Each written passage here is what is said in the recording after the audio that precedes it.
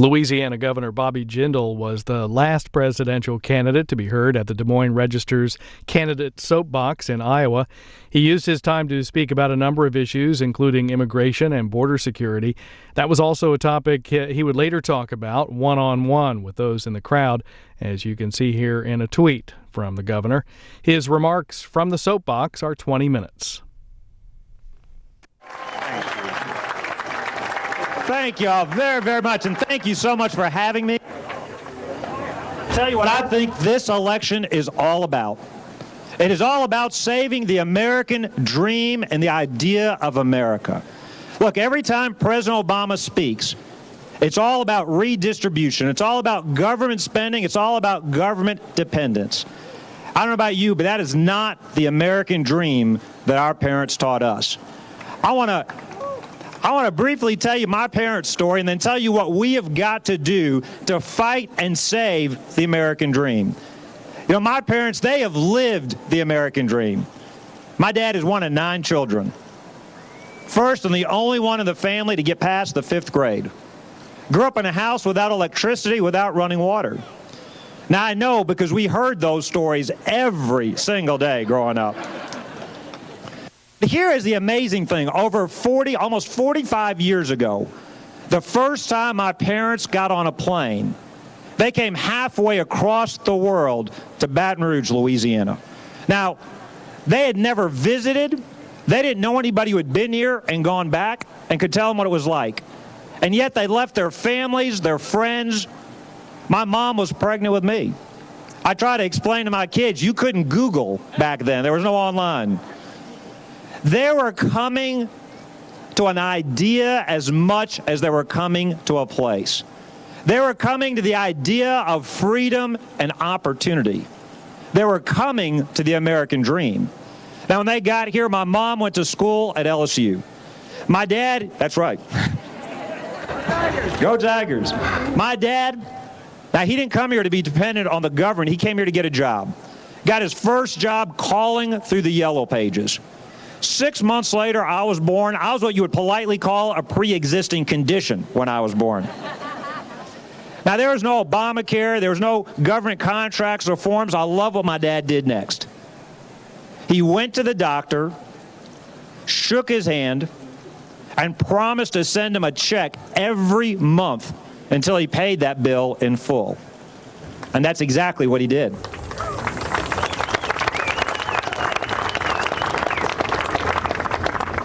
That's what we used to do in this country. Now, I asked my dad, how does it work to pay for a baby on layaway? I mean, if you skip a payment, do they take the baby back? He said, you were such a bad little baby, we would have sent you back. The reason I tell you that story, my parents came here to chase the American dream. They caught the American dream. They lived the American dream. I want my children and grandchildren to live that same dream. And while I'm talking about my parents, I might as well go ahead and say this as well. When my parents came to this country, they came to this country legally when they came to this country. Very good. Now, folks, an immigration policy can either make a country stronger or weaker. A dumb immigration policy makes a country weaker, and that is what we've got today. It is clear to me we need to stop talking about it. We don't need a 1,000-page bill. We don't need a comprehensive approach. It is time to secure the border once and for all.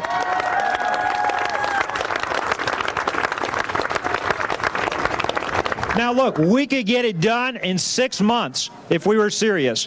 But, look, the reality is you've got big business interests in D.C. that don't want the border secure. They want amnesty. They pay for protesters. They try to silence free speech. I'm here to tell you, we are going to stand up to the big business interest. We don't care. The big business interests can buy as many T-shirts and banners as they want. We are going to secure our border. We are a nation of laws.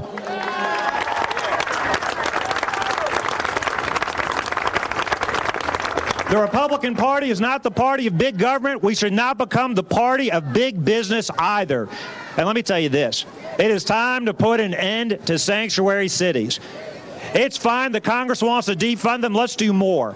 I've got a partners in crime package. Let's hold those mayors and city councilmen criminally responsible as accessories for the crimes committed by people who shouldn't be here in the first place. Let's lock them up.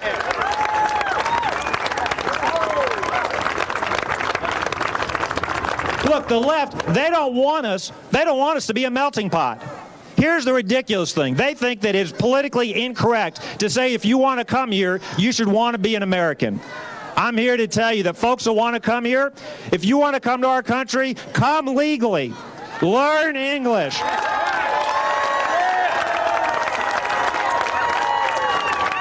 Adopt our values, and when you get here, roll up your sleeves and get to work.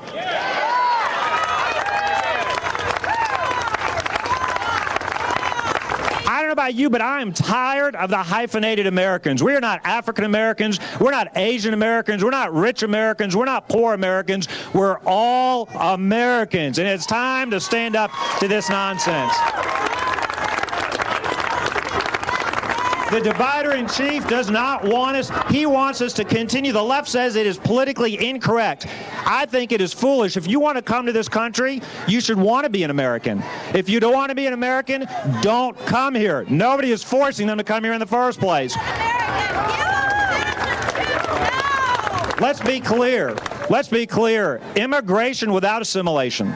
Immigration without integration, that's not immigration. Immigration without assimilation is invasion, and we must not let that happen in America.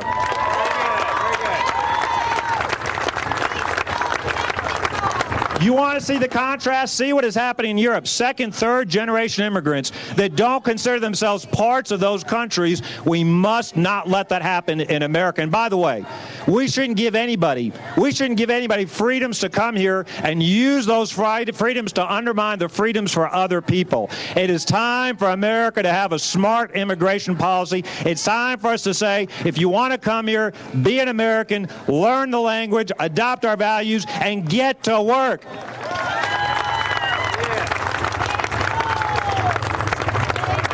And again, the big business interests, they can send them on as many junkets as they want. They can try to interrupt as many speeches as they want. They can buy as many T-shirts as they want. It is time to stand up to big businesses and say, we're taking our country back.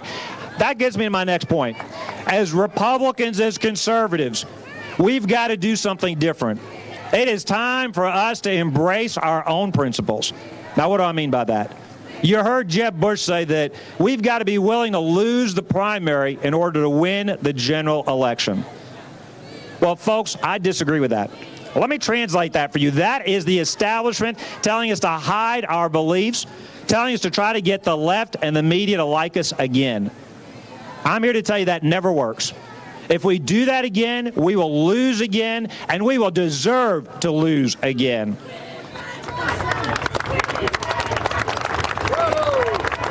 It is time for us to embrace our own principles.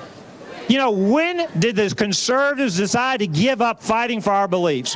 When did we decide to quit on the American dream? Conservatism is not dead in America. It is simply dead in Washington, D.C. It is time for us to stand up to the permanent political insiders. They took the majority last year. What changed in D.C.? Nothing. They told us they would fight amnesty. They told us they would repeal Obamacare. Nothing is changed. The reality is the leaders in D.C., they were happy the Supreme Court ruled against us on Obamacare. They're afraid of winning. Only in D.C. is losing a good thing. I'm here to tell you this. They are scared to fight for freedom. They are scared to fight against a new government entitlement. We can't afford what we've got. They're afraid to fight against universal coverage. They're afraid to fight for less government dependence. It is time for us to stand up and take our party back. We need to force term limits down their throats. It is time for us to put an end to this nonsense of career, lifetime, permanent politicians. Let's take America back.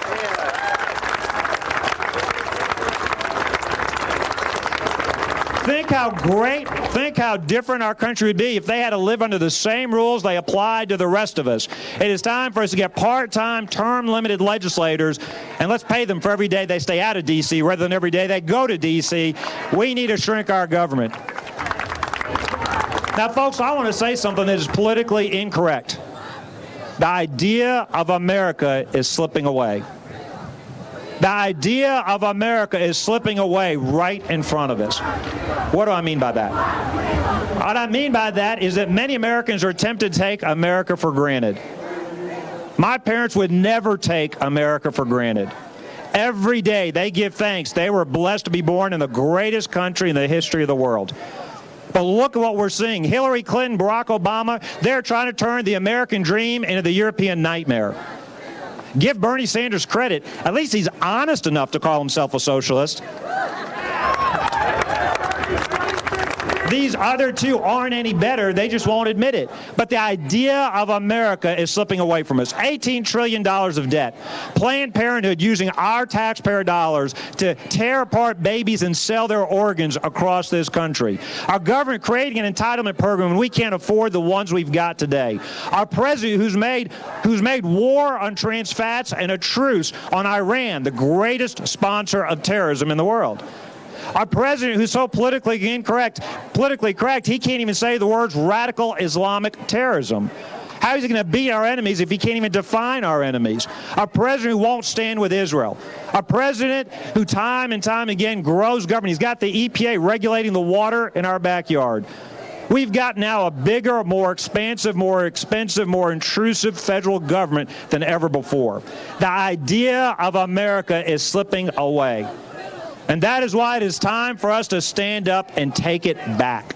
I don't know about you, I'm not going to let the idea of America slip away as long as I've got breath. I will do everything I can to get the idea of America back.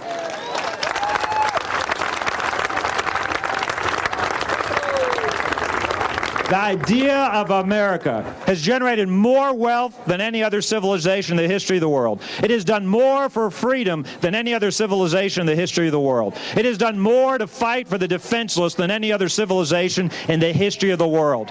We must not let it slip away. Shame on those fools in D.C. who are giving it away. Shame on us if we allow them to do that. I'm here to tell you there are a lot of great speakers running for president. You got a lot of folks, and look, I'm not the best-looking candidate. My daddy wasn't president. I don't have a reality TV show. But I've got the backbone, I've got the bandwidth, I've got the experience to get this job done, and I'll be ready on the first day. We can't afford the next commander-in-chief will be across the table from a Putin or from an Ayatollah. He better not need a teleprompter, talking points, or a great staff. We need a president who can do this job on the first day. I'm asking you to believe again. I'm asking you to fight with me with God's grace. We can rescue the idea of America before it slips away. But we cannot waste a minute. I'm asking you to believe again today and to join up today. Not tomorrow, not next week, not next month. And I'll say in closing, to those folks sent out here by the big business interest, the folks that want open borders and amnesty, if you want freedom, follow the laws. Do what my parents did.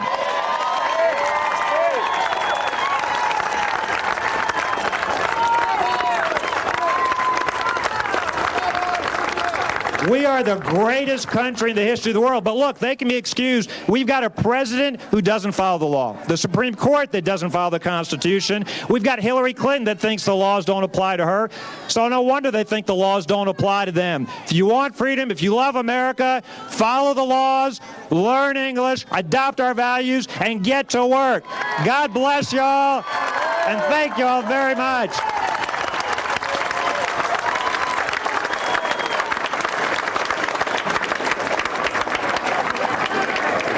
All right, we got time for questions. Yes, sir. Governor, what is your plan to provide safe, reliable, affordable electricity in the future? Safe, reliable, affordable electricity. Look, we've got to do all of the above. This president wants energy to be scarce and expensive We got to have solar. We got to have ethanol. We got to have wind. We got to have oil. We got to have gas. We have to have clean coal. We have to have nuclear. We have to have it all, and we got to get the EPA out of the way. Let's be honest. They want energy to be scarce and expensive, so we're dependent on government. He bragged in his State of the Union about increasing oil and gas production. It's like the rooster taking credit for the sun coming up. Production is going down on federal lands and waters, up on private lands and waters. We need affordable energy. We can start by getting the EPA out of the way. Yes? How do you create more good jobs? How do you define good jobs? Good jobs are jobs that pay well, that offer benefits. The way you create more good jobs, we can't have the highest tax rate in the world. Got to lower the tax rate. Secondly, you got to shrink the government. Look, you either grow the government economy or the American economy. They're mutually exclusive. Every Republican talks about cutting government. I'm the only one that has done it. There's not two, there is one. I cut my budget 26%. We've got 30,000 fewer state bureaucrats than the day I took office. Third, you've got to have affordable energy. I've got an energy independence plan. Not only do you bring exploration jobs, you bring manufacturing jobs back as well. We also need to repeal Obamacare, all the uncertainty and the regulations that are getting in the way of hiring and expanding. Finally, we got to roll back this regulatory state. You know, they don't even do cost-benefit analyses when they do these regulations. Congress needs to do its job. It needs to vote on these regulations before these unelected bureaucrats strangle our economy. Folks, we can still dominate this century, but we got to get government out of the way if we want to create good-paying jobs. Yes, sir. We're looking at a slow creep by Russia and China, increasing their influence over the world. What can we do to maintain our interests and be able to take care of our interests? The great question about the rising influence of Russia and China. What can we do to maintain our influence? We've got to stop hollowing out our military. Look, this president thinks weakness is the key to peace. Weakness is provocative to evil. It never works. You've got Putin in eastern Ukraine. You've got China ascendant in Asia. You've got ISIS across the Middle East because he has hollowed out our military and tried to retreat from the world. Reagan understood peace through strength actually works. I never want our military in a fair fight. I want our military to dominate any fight we ever send them into. And it is unfair to send them into a fight without the resources they need. Yes, sir. Governor Jindal, how do we spread the Republican message to our youth? The question was, how do we spread the Republican message to the youth? Look, I think a lot of young people, two things I would ask any voter, but especially our young voters. One, are you really better off than before President Obama got elected? Your premiums didn't go down $2,500. Those good-paying jobs he promised didn't materialize. All the things he said the world would be safer. Now he's telling us he can't beat ISIS in a generation.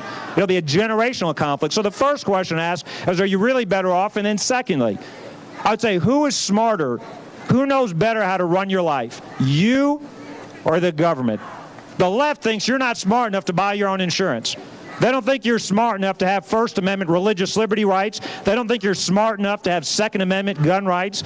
They don't think you're smart enough to decide how your kids should be educated. They don't think you're smart enough to spend your own money. They don't think you're smart enough, if you live in New York, to be able to know how many big gulps you should be drinking. And by the way, I suspect Michelle Obama would have a heart attack based on all the food we're going to be about to eat at this state fair. So I would ask, who do you trust to live your lives, you or the government? And I will say this to the president. I will defend my children from microwaved popcorn, Oreos, and deep-fried candy bars if he will do his job as commander-in-chief and defend us from radical Islamic terrorists. Yes, ma'am.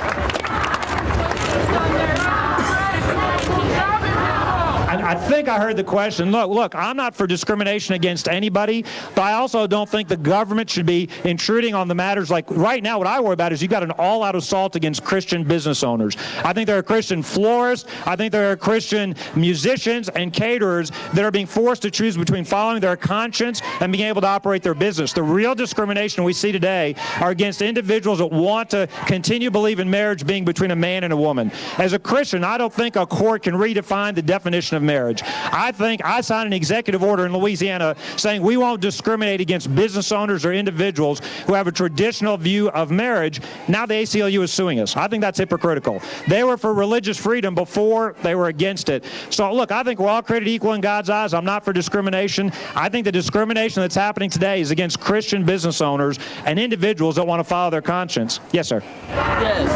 The day you announced for the presidency, you said we should abolish the Supreme Court. How can you, if you got elected, how could you take the oath of office to uphold the Constitution of the United States if you think we should abolish it? Yeah, so I was thinking, look, the question was, I was here, it was actually a couple of days after I announced for president. I was in Iowa. They came out with their decision on marriage. The same week they came out with the decision on marriage, on Obamacare. And I was asked by a reporter, what should we do about the court? And I said pretty glibly, I'll be honest, look, I say what I think whenever I'm asked. I said, well, look, if the court can't be bothered to read the Constitution, according to Scalia, that words no longer have meanings, they can't read a dictionary. I said, if they're going to become a public opinion poll instead of following the Constitution, maybe we could save a couple of bucks and I'll get rid of the court altogether. And I know the left didn't like that. Hillary came here and attacked that. So I've been willing, in the spirit of compromise, I'm willing just to get rid of 2/3 of the court and keep 3 of them. Because there are 3 of them that actually follow the Constitution. Yes, ma'am. Sure. I'm sorry, this is the last question. Yes, ma'am. You say every politician is a liar. And I said, well, I guess if they're all liars, one of them's got to be a hit. You guys are privileged. Well, thank you. She said a lot of the people she works with says every politician's a liar, and she says the question is, well, one of them's got to be a good one. She's asked me, am I a good one? Let me say this. I think that there's a reason the folks you talked about say every politician's a liar. We are tired of politicians that say one thing and do another. Just once, I'd like them to fight for what they believe in. They've got an opportunity now. Look, they rolled over on amnesty. They've rolled over on Obamacare in D.C. They better take a stand against funding Planned Parenthood. How in the world can our tax dollars go for these barbaric activities? And so I think there is rightful skepticism. I think the best thing I can tell you about me is I do what I say. Now, look, not everybody here likes it. I said I'm going to support the rule of law. They clearly don't like it. I've said I was going to cut my state government without raising taxes. Clearly, we've done it. And so I've said that I'm staying in support of religious liberty and traditional marriage. We've got a woman here that disagrees with that as well. So the best thing I can tell you about me, I will tell you what I believe. I will do what I say. And I am willing to give everything I've got to fight to protect the idea of America. Folks, if you're looking for somebody to manage the slow decline of this country, go vote for somebody else. If you want somebody that's going to fight to save the idea of America, to rescue the American dream from becoming the European nightmare, to take us off the path to socialism, believe again. Go to BobbyJindal.com. We are building a movement. We're going to win Iowa. We're going to win in the national election. We're going to take our country back, and we're going to secure our border and enforce our laws. God bless y'all, and thank y'all very, very much.